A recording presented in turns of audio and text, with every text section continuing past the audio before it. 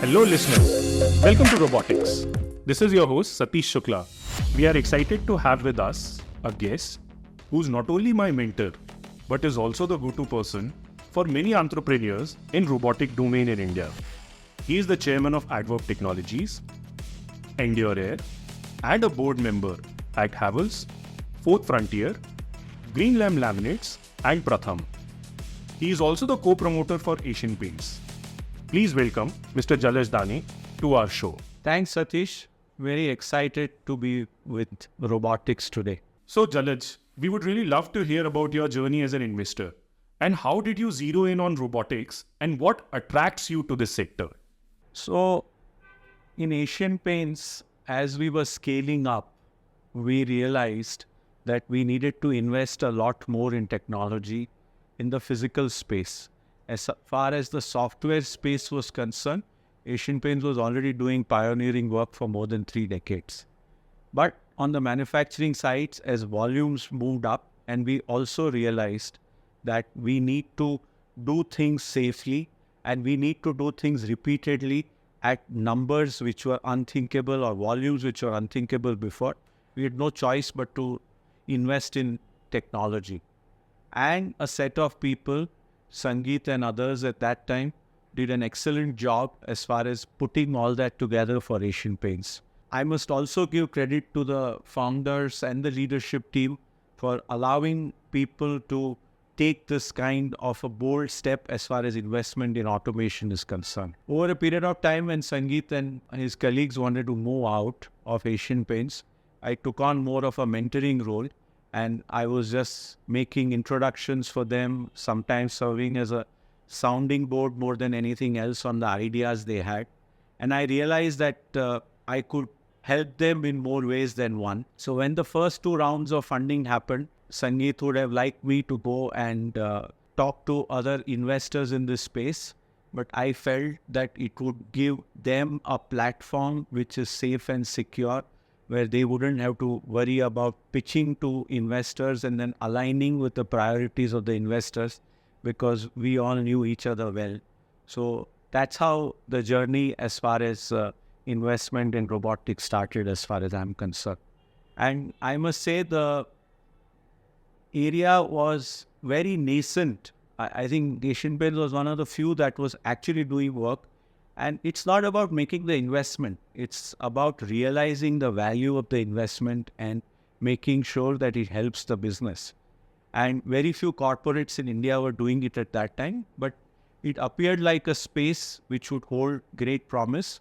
And I must say, whether it was Sangeet or all his other colleagues at that time, and there were 5 of others along with Sangeet who came together to start Addverb over a period of time, did an exceptional job as far as what a startup must do, which is to focus on the customer, make sure that the technology works, make sure that the financials add up.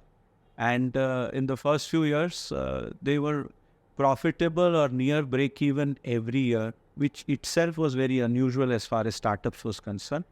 And they had a set of repeat customers over a period of time. So whether it was Pratik, who was helping as far as manufacturing was concerned, and others who joined over a period of time, including you, Satish, and Beer and others, it was very clear that this was a place which was exciting in terms of getting new talent and aligning them to the priorities of business and have tremendous execution focus.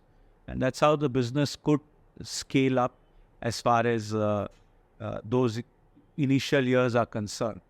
And as I look ahead for this space, I would invite others in this space, especially in the manufacturing space, but also whether it's food or whether it's healthcare or other spaces. If you want to do things at scale, if you want to do things safely, because today manual handling of many items is something that's not possible. Sorting of parcels in e-commerce locations or even in distribution centers for mail services is something that just can't be done without robots. and you can do it safely as far as your stakeholders, especially your employees, are concerned. Also, it brings down costs over a period of time. That's a very comprehensive take. So when I joined Asian Paints and I started my career, I was told that people don't leave organizations, people leave their bosses. But while hearing you, I could sense something very interesting. When Sandeep left his job to start Addverb, I think he chose to remain with his earlier boss, and the boss also came on as an investor. I don't think there are a lot of stories like that. Are you aware of any? I'm not very sure, but it's definitely a lot of positive forces have come together, and what has been created together with a set of like-minded people is absolutely magical. I think like-minded people with good intentions, if they come together and they put in long hours and keep customer in front of them and have a sensible cost and capital structure and treat their fellow employees well, I think wonders can be created. Very true. Value system goes a very long way in building great organizations indeed. So you have seen the entire robotic ecosystem evolve in India. And we have also seen that in last 5 to 10 years, India has done a pioneering work in digital public infrastructure. The way in which a common man today can open a bank account with their Aadhaar within a minute, or the way in which entire vaccine distribution was done with the COVID app. This has set an example for the world of how technology can be used in a democratic space to effectively deliver public services. Despite this, we haven't seen a lot of deep tech startups from India. Why do you think that is? So deep tech, I must say, is a word I have been hearing now for about a year or so. And it makes me wonder what deep tech is all about. Because if we come back to the topic of why we are here today, which is robots, and we see the kind of work that Addverb has been able to do, as you say, human-robot possibilities, I think getting a lot of data, using the data to improve outcomes is something robotics, I think, preceded as far as deep tech is concerned and AI is concerned. Today, we are hearing many more people wanting to do this in other sectors. But that's definitely not something we have seen happening in other parts of the world, if you ask me. So there are pockets where this has happened. The vision of our leadership in Delhi, the geo movement that happened where data was so accessible, and the young population that wanted to adopt the technology. Today, we can say with pride that as far as digital access is concerned, very few Indians are now left out, and the ones who are left out will also be included. So we will see many more Indians participating in this building up of information database is concerned. And what is deep tech? Deep tech is nothing but bringing this data together and using it over and over again. So when you talk of LLM and things like that, or even when you talk of autonomous vehicles, we have seen all that through our journey at Addverb over all these years. That's a very interesting take. We all know that India needs to create a lot of jobs. And for sure, deep tech will play a very critical role in creating those meaningful jobs. So I remember the first time when I walked into Asian Paints and I had just walked out of campus, I got my posting at Rohtak and I didn't even know where Rohtak was. It was a small town in Haryana. And then I called up some of my alumni in Asian Paints and asked them what is going to happen to me as I had studied in Mumbai. So I'll just interject you here. This was in mid-2000s. We had just set up a factory which was fairly modern in Sri Perumbudur at Asian Paints. But the next factory, we wanted to set it up in Rohtak, what you are referring to. And I remember we wanted to buy 130 acres of land. And it was in Haryana. And Haryana at that time was only real estate development. So I remember actually going to the Chief Minister of Haryana at that time and telling him that we want to set up the world's largest and the most advanced paint factory. and I want 130 acres. And he couldn't understand what it meant. So he kept on asking me, okay, are you sure you're not going to set up a real estate project? Because that's what, yeah. And that's what he kept on asking. And then I must say, with pride, Team Asian Paints, both manufacturing, engineering, supply chain, and everybody else, the top leadership team, they created something that I remember when the factory was inaugurated, you were there at that time. And the towers that we had, the silos that we had, actually the leadership team of Haryana climbed all the way up to actually see what our 130 acres factory looked like, but they could even see further because actually that was their constituency. So transformational work could be done, was difficult for somebody coming out of an institute, but I think it was most unlikely that anybody else could also see the future at that time. But sorry to interrupt it. So I never knew the story of how that factory came into being. And the view that you're talking about from the silo was very beautiful. And I think everybody there made it a point to get the view of the entire city from that silo. It was just like a wow, if I would have to sum it up. So as I was saying, when I got to know that I was going to be posted at Rohtak, and I called up my alumni, and I was really afraid. I asked them what's going to happen. I had studied in Mumbai for 2 years, and now I have to go to Rohtak, which is in Haryana, a very small town. I didn't even know where it was on a map. And then I vividly remember they told me, don't make any preconceived notion. Just go there and you'll experience something magnificent. So I went there, walked into the gates of the factory. We have this 130-acre factory. And I saw robots, ASRS, and huge conveyor lines. And I was like, oh my God, have I reached into a mega factory of the National Geographic show? It looks simply very beautiful, very elegant. The way in which different automation systems came together and the robots were working in tandem was simply amazing. It was even difficult to know that paint was being made there because everything was closed loop and there was nothing in terms of material flying around. There was hardly any smell anywhere. So it was, material was coming out of these places where a truck would bring in raw materials and finished goods would just be shipped out. And I think, again, to talk of the future of robotics, I would say that the quality of people you can attract and retain when you make investment in such assets can be wonderful. And now there is a lot of talk of women participation as far as workforce is concerned. But again, if we go back to safety and sustainability point that I made earlier, women can very easily participate in the workforce when these kinds of investments are made.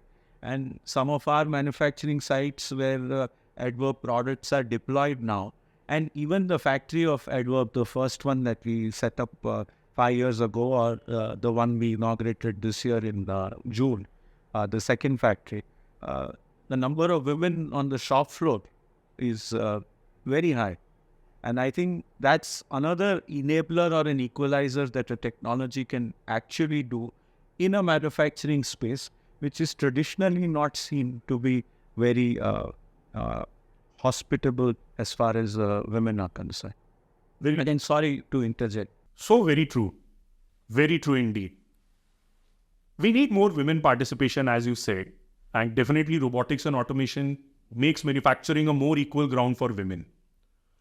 So as I was saying, when I walked into this factory, saw this amazing automation at a beautiful site, and this inspired me to also make my move from HR into production. I was simply so inspired and excited. So you've experienced this journey of scaling a business with manufacturing base using robotics and automation. What would be some of the learnings that you would like to share with our listeners? What are some of the challenges that you faced while scaling business with automation? So I think people are most important as far as scaling up are concerned. And that's why there is a lot of sensitivity that is required when you deploy robotics. Because suddenly the environment changes. If you are on a shop floor, it starts looking very different. And it makes people also wonder whether they will be replaced one day. So I think a conversation around how the jobs of the future are going to be so much better and so different, and how you can invest in skilling of your workforce, because there are very few places where robotics per se is actually taught, and what is taught today, 3 years and 5 years down the road, we know is something which would have completely changed. So assuring people that you will be able to handle larger volumes, you will make less mistakes, there will be less accidents, there will be less waste. If you see the manufacturing losses that come out when you do some of these closed store systems, closed loop systems, and continuously invest in that. Also, I think the factory becomes intelligent. I think the deployment of software over a period of time goes up considerably. So today, we are seeing more and more factories investing in places where they can collect data. But over a period of time, it's just going to happen on an online basis, and some of this information and intervention doesn't even need to happen from the factory. It can even happen from a remote location. So I think the whole scenario of jobs of the future are going to be looking very, very different. And the other thing that happens, which I think we as a country, and I think globally we need to also recognize, is this is going to generate too much data.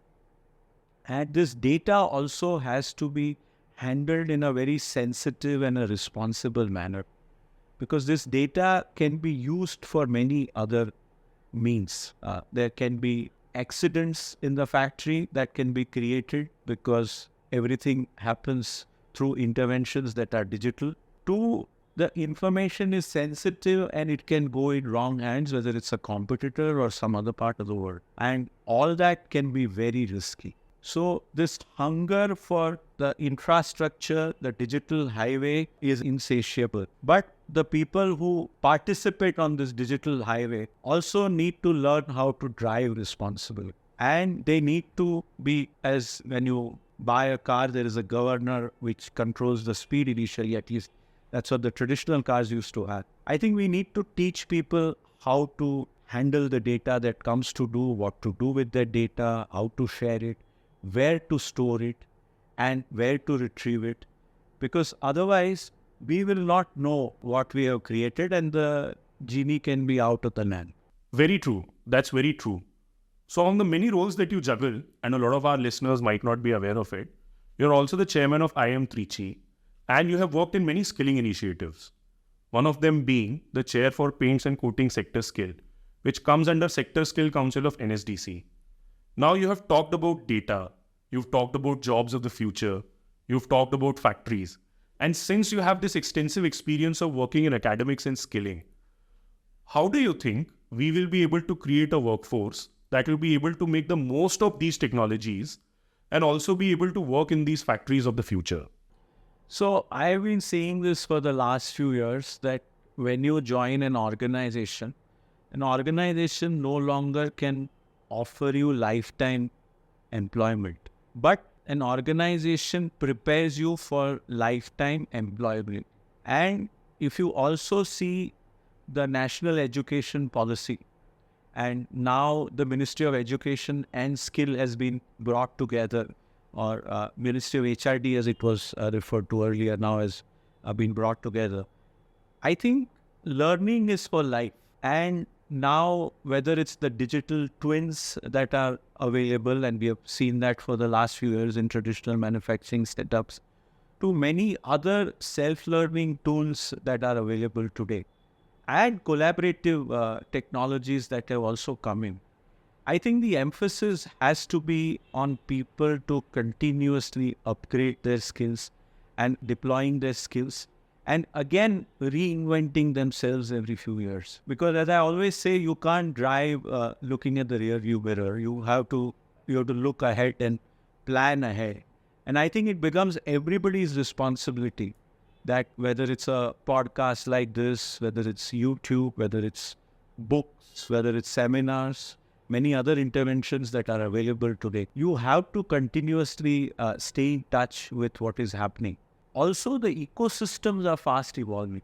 So the kind of landscape that is there today for the manufacturing industry, the service industry, if you look at how robots have evolved in healthcare, whether it's food, cleaning, delivery, lots of other things that are still nascent today, but will come up over a period of time. I think people need to start preparing for those skills, and either they will be providers of those skills or they'll be users of those skills. And we don't need to get intimidated by technology, but technology can actually be your, as we say, dost. It can be your enabler, which can help you to do things better. And I think offer a better quality of life for everyone. It can definitely deliver a better tomorrow. Definitely. These technologies of tomorrow are going to make the quality of life better. So you mentioned about different robotic applications in healthcare, cleaning, delivery, and you've been around the world, you're an avid traveler. So would you share with our listeners some of the top robotic applications that you have witnessed, which really stand out or which were really unique? So there is a lot of conversation around jobs that technology cannot do, not jobs that technology can do. I want to put the shoe on the other foot and say jobs that technology cannot do. And one of them we know is cooking, culinary skills that you need to put something together. Especially the Indian dishes. Indian dishes in different parts of India, as they say, every 200 kilometers, the cuisine changes as far as India is concerned as you drive around. But that's true everywhere around the world. The amount of money people are willing to pay for a meal at a Michelin-starred restaurant runs into hundreds of dollars. And then if you add alcohol and other things, it can even run into thousands of dollars. And even in an area like that, if you go to now and I've been to some of these restaurants in Boston area, robots are deployed for cooking to serving. And how's the taste? No, and I think there is a lot of excitement when you go to an outlet like that about the sheer experience. But as we know, if the food doesn't taste good, the customer is not going to go again because the novelty of going to a location is once or twice, but nothing beyond that. So it better taste good. And I think that's where I was saying technology as an enabler is something we are able to see. Or I had gone a few years ago to University of California, San Diego, where Pradeep Khosla is the chancellor now, but ardent and a passionate technology person. And they have a center for medical robotics, where from a remote location, you can intervene, a medical professional can intervene and undertake complex surgeries. Now, just imagine an application like this, where qualified doctors who want a good quality of life want to stay in certain parts of India or certain parts of the world. But the care can be administered to patients in the remotest locations. That can be really transforming. I'm repeatedly saying that actually, if the technology can be used responsibly, it can be so safe and it can be done at scale that we cannot think of. I think the kind of interventions we will see in the space technology, aerospace, I don't think we can even imagine, except for a few science fiction writers who have written about it. It's very difficult to imagine what the world will be. And it is possible today to be isolated from the world because a package can be delivered through a drone through your window or through a robot at your doorstep, and you don't really need to step out. And that's a very scary world for me. If you don't step out, what will happen to the social structure? No, but then you go back to the history and you know that a human being is a social animal. So we definitely need to learn how to engage with technology along with the society. And I think that's something, as I said earlier, the usage of data and deployment of machines. We will have to figure out how to do these things. But this is definitely possible. And there are people who are underserved and deprived for so long. Today, with deep tech, a personal tutor can take you through your education journey so much better. And imagine if this can be made affordable and it can be something that can be democratized. So many people who have been left out in participating in this world of abundance, as we call it today, will be able to benefit and make the most. At the end of the day, technology must benefit humanity at large. That's for very sure. I've always said that technology is here to serve a customer in a business. And in the broader sense, if we lose that focus, and that goes back to what you asked earlier, I would tell all the business leaders that if it doesn't help you to bring down your costs, it doesn't help you to bring down your product introduction times, it doesn't help you to improve your inventory turns, or it helps you to hire better talent and offer a better quality of life for your people, it's no use investing in technology. But I'm more than convinced that technology can help deliver that. That's a really amazing insight on how technology should be viewed by businesses. So you work extensively in capacity building for sports, you have a passion for sports, and you work along with Pullela Gopichand and Abhinav Bindra through ELMS, which is Excellence in Leadership and Management of Sports. I would like to ask you, what are some of the unique use cases that you have seen which integrate sports and robotics? So just like we talked about cooking, I think... By the way, I'm interjecting you. So cooking robot has a very tremendous use case across all the hostels of the country which can use that robot. So sports, I think, is another area. And if you see the Olympic movement over centuries, it is all about excellence as far as a human being is concerned. That's very cool. And we are all glued to our TV screens or phones now on how across various sports, through human commitment, energy, sacrifices, athletes break records. They are faster, they are lifting something, they are stronger, or they are achieving something in many of the other sports by combining various skills. But even in an area like sports, it is possible to deploy technology. And as they say, COVID has changed the world in ways which we cannot even imagine. We all lived through COVID, and unfortunately, we did lose some people. But we know that the world has changed, and the world will never be the same. It will always be pre-COVID and post-COVID. Correct. And the example that comes to my mind is my son is a professional table tennis player now. And during COVID, when there was a lockdown and overnight nobody could move, even leave their house, forget leaving the building, we fortunately had a robot which we could assemble, and he could train for number of hours every day. So you mean to say you assembled the robot on your own? It was possible to bring it together. It was not very, very difficult to do that. And this again comes back to technology. I think, as they say, technology has now made it easier and easier for people to put things together. So I'm just interjecting here, but in future we could have an IKEA-like store where you could go buy your own robot, bring home and assemble it for different use cases. I personally think the cleaning robots today are already doing it, but they are still plug and play as far as that application is concerned. But I think it's the responsibility of the robotic industry also.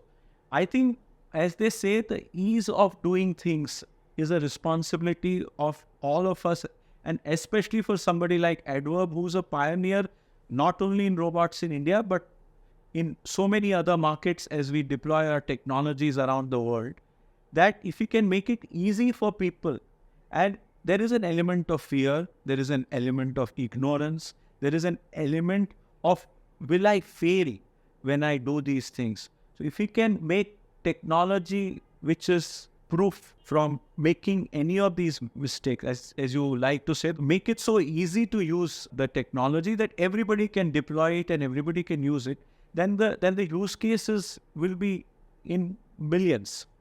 And that was possible. And usually when you play table tennis, the ball falls off the table and then you have to go and pick up the ball. Here there is a net on one side, so the ball gets collected and it goes back. There is an arrangement by which you can even select what speed you want the ball, you want what kind of spin. So it's not monotonous, because lot of times people believe that robots are monotonous. But again, if we look at the intelligence that is embedded, and especially in the kind of offerings we have with Addverb, it's not only software, it's not only hardware, but it's the interplay of both to actually serve the requirement. And the same thing was possible where you could improve your game, you could design what kind of competitor you are going to have across from you and accordingly play with the robot. And this is something that I've seen it with my own eyes, and we have that deployed around us. We now have a table tennis league also, UTT, where there was a demonstration of this technology a few months ago at Balewadi in Pune. Yeah, I saw that on Instagram. Yeah. And the other example, and there are, I'm sure, many more examples, and my knowledge is also, I'm sure, limited as far as this space is concerned. If you go to Bundesliga and if you look at some of the top teams in Bundesliga, they have to pay a lot of money to get talent. And talent comes by investing in good people and making sure that they do that repeatedly over and over again. But that can be a very expensive proposition. So there are now innovative clubs that have come together who take people who are talented, but probably not as talented, or you may call them in that sense raw talent. And then through deployment of robotics, through deployment of drones, through deployment of the whole technology that puts all this together through sport science, they are able to train and develop talent in a shorter time.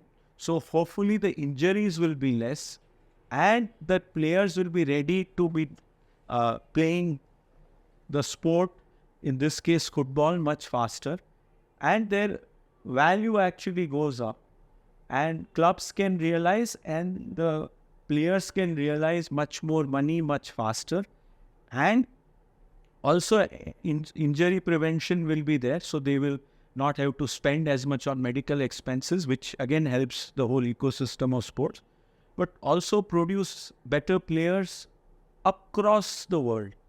Again, it won't be a domain of a particular catchment area where champions can come. They can come from all over the world, from all over India.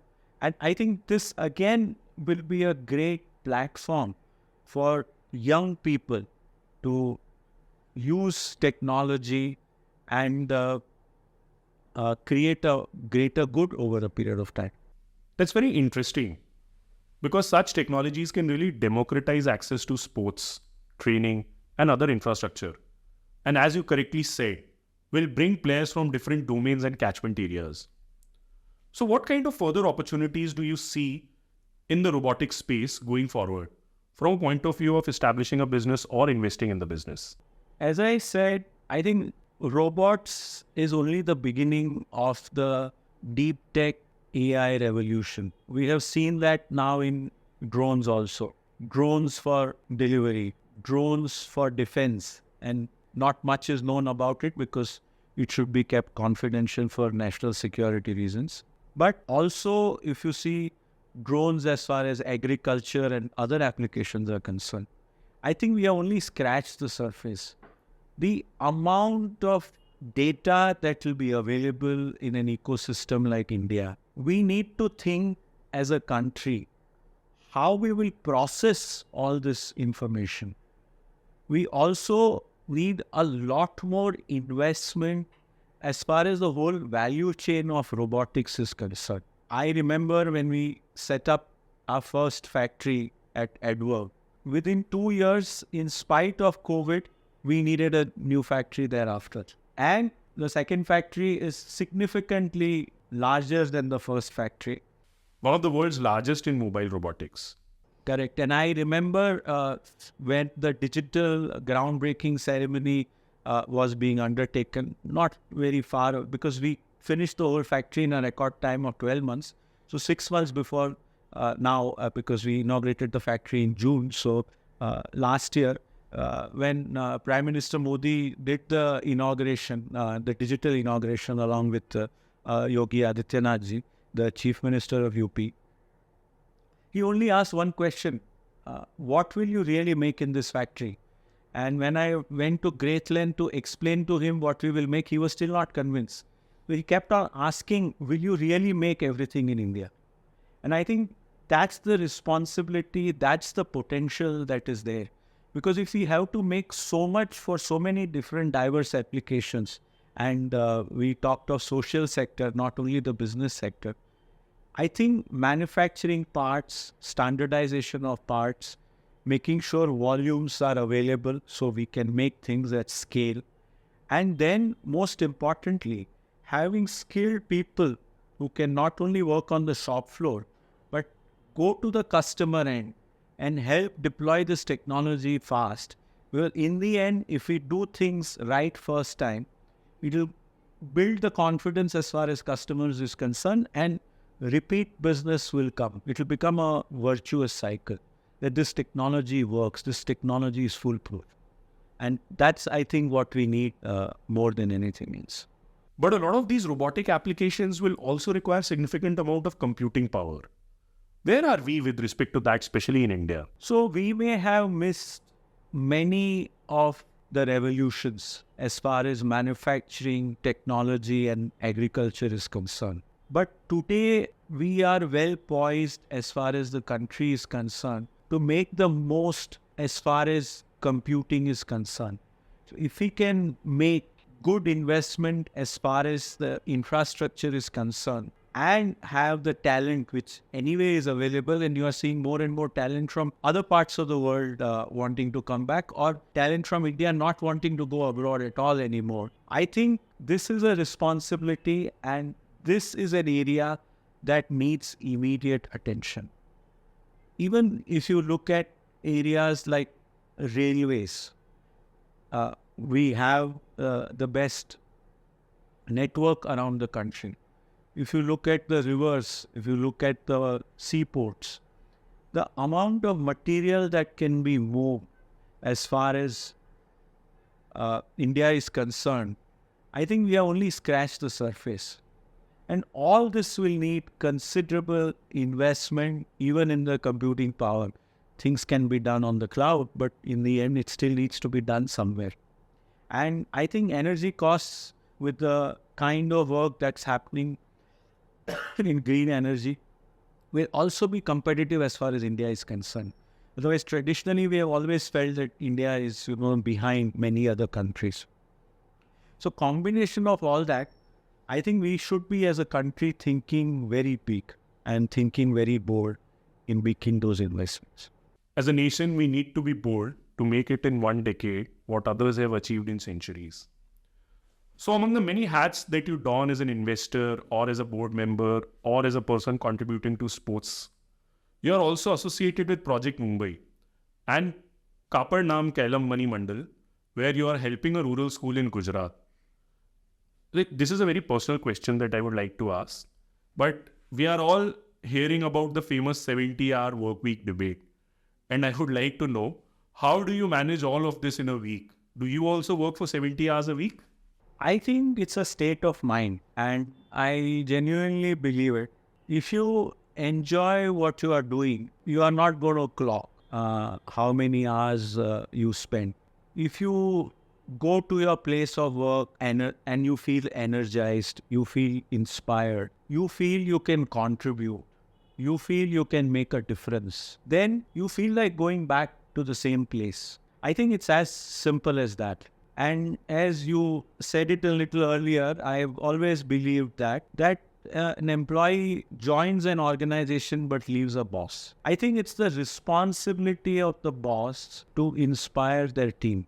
If they are achieving, as they say, big, hairy, audacious goals, if they are making an impact to humanity, if they are making a difference in their families with the wealth that they are able to create out of all this, I think people are not going to clock. But if they come to places that are not inspiring, bosses that are not able to lead them, then people will start looking at their clock. I have believed, at least for the last 20 years, that there has to be flexibility in working hours. Work from home changed quite a bit with COVID, and maybe it went too much on the other side, so it's getting overcorrected.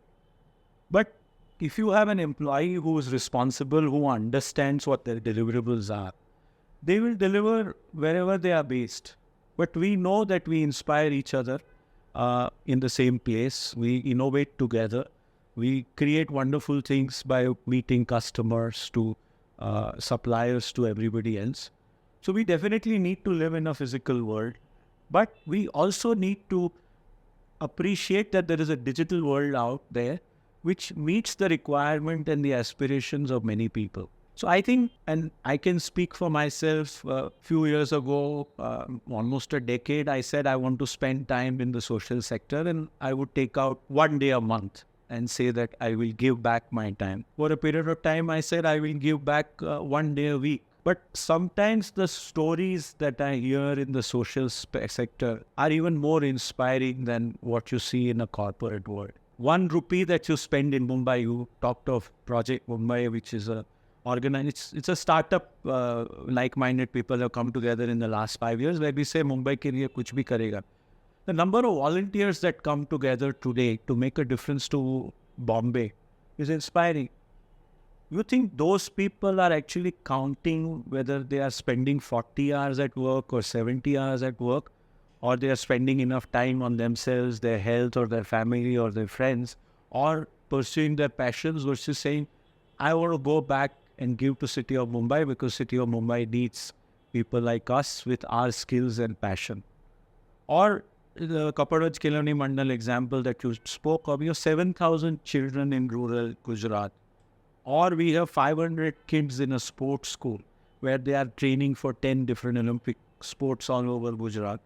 Or we have 1,200 midwives who even today use a push-button phone. They don't have a smartphone because they cannot afford a smartphone. And they are 5th standard, 6th standard is all they have studied. But they are going out there as midwives and helping deliver babies safely and keeping sure that the mothers are safe. I think this kind of, as I said earlier, inspiration comes in multiple ways. So you got to go and look for what inspires you. Some people are very happy working by 70, 120 hours at work, and that's good if that's what they enjoy doing. And then there are people who are in the social sector also working very hard with frugal resources. As I said, the 1 rupee in Mumbai versus 1 rupee in Kaparwan goes so much further. And the gratitude you see in the eyes there for what you are able to do then, because they have been underserved for so long as a society. And that again is a failure of the privileged few like us who need to take time out or money to make sure that they also get a better life. So I think it's a choice that you make as long as you enjoy what you are doing. And I think, as I tell my 24 and 23-year-old, though they don't listen to me much, but That's a problem in a lot of households. but they did listen to me when they were young, that I think do what you are passionate about and do it really well. As long as you do those two things, and again I'm saying it, do what you're passionate about and do it really well, I think you will be a happy person and you will contribute. And other thing we told our children then, which if you are saying that's the challenge today with all the kids in their 20s, I sound very old, but choices have consequences. So if you decide to do something, then there will be a consequence. And you have to live with that consequence. I think that's the mature or an adult way of behaving. So if you want to work for 40 hours, there is a certain economic value you will create for your employer or for your startup or for the society. If you work 70 hours, you will create a different economic value, hopefully. And if you work 100 hours, you will create it. And that economic value is not to be measured as money, but as they say, it's triple bottom line. You will make a difference somewhere. You'll make a difference for yourself, for the community you live, or the larger society. And I think you have to align your priorities with that. And I think that's the choice you have to make. And if that's the choice you make, when you put your head on the pillow at night, you sleep well because you lived that day well, and you contributed for a better tomorrow. And I think that's what it is all about. So that's what I would encourage people to look at and not count these things. I think that's the number. I think you really laid it down very well and settled this once and for all with 4 P's of work-life integration, just like we have 4 P's of marketing. So 4 P's of work-life integration would be purpose, passion, perfection, and priority. And if these 4 things are sorted, I don't think any of this matters.